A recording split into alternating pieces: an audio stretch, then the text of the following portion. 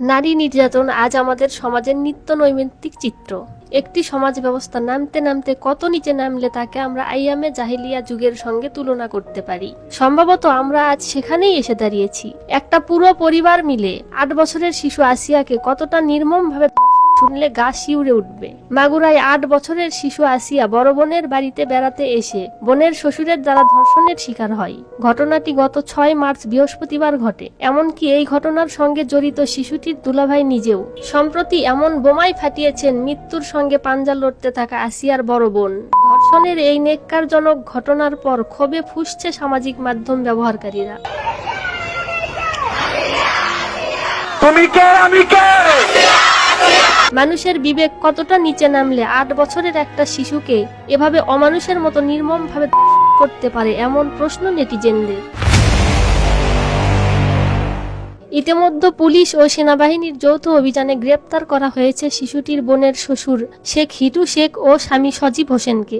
বর্তমানে শিশুটি Dhaka medical college হাসপাতালে আশঙ্কাজনক অবস্থায় আইসিইউতে মৃত্যুর সঙ্গে পাঞ্জা লড়ছে। জানা যায়, মাগুরার শ্রীপুর উপজেলার জারিয়া গ্রামের 3য় শ্রেণী পড়ুয়া 8 বছরের শিশু আসিয়া রমজান ও ঈদের ছুটিতে বেড়াতে আসে মাগুরা সদরের নিজ নান্দুয়ালি মাঠপাড়া গ্রামে আপন বড় বোনের বাড়িতে। সেখানেই বৃহস্পতিবার আপন বোনের শ্বশুর হিটু শেখ দ্বারা ধর্ষণের শিকার হয় অবুঝ শিশুটি। আসিয়ার বড় বোনের ভাষ্য অনুযায়ী তার স্বামী সজীব হোসেনও জড়িত এই ধর্ষণ কাণ্ডে। এমনকি সে নিজেই দরজা খুলে দিয়ে তার বাবাকে ঘরে ঢুকতে সাহায্য করেছে বলেও জানায় শিশুটির বড় বোন।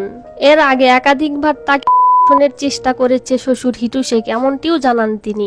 আপন বড় বোনের শ্বশুর আর স্বামীর দ্বারা এভাবে অবুঝ একটি শিশু ধর্ষণ হলে কিভাবে ছোট্ট মেয়ে শিশুদের নিরাপত্তা বজায় থাকে, এমন প্রশ্নও রাখেন নেটিজেনরা। মেয়েটির বড় বোন সাংবাদিকদেরকে বলেন, ঘটনার 20 দিন আগে সন্ধ্যায় বাড়িতে কেউ ছিল না। তিনি ঘরের আলো জ্বালিয়ে টয়লেটে যান।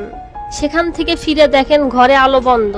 এ সময় হঠাৎ একজন পিছন থেকে তাকে জড়িয়ে ধরে। উচ্চতা ও অন্যান্য বিষয় দেখে তিনি বুঝতে পারেন জড়িয়ে ধরা ব্যক্তি তার শ্বশুর হিটু শেখ। বিষয়টি স্বামী সজীবকে তিনি জানিয়েছিলেন, কিন্তু কোনো প্রতিকার পাননি। পরে বাবার বাড়ি চলে যান, আর স্বামীর বাড়ি ফিরতে চাইছিলেন না। বাবা মা বুঝিয়ে ছোট বোনকে সঙ্গে করে পাঠিয়ে দেন শ্বশুর বাড়ি। পরিবার জানায়, 8 বছরের শিশুটি গত বুধবার ধর্ষণের শিকার হয়। প্রথমে তাকে মাগুরা সদর হাসপাতালে ভর্তি করা হয়। অবস্থার অবনতি হলে সেখান থেকে স্থানান্তর করা হয় ফরিদপুর মেডিকেল কলেজ হাসপাতালে। সেখানেও তার অবস্থার কোনো উন্নতি হয়নি। পরে বৃহস্পতিবার রাতে অচেতন অবস্থায় শিশুটিকে ঢাকা মেডিকেল কলেজ হাসপাতালে ভর্তি করা হয়। অবস্থার অবনতি হলে শুক্রবার রাতে শিশুটিকে লাইফ সাপোর্ট দেওয়া হয়।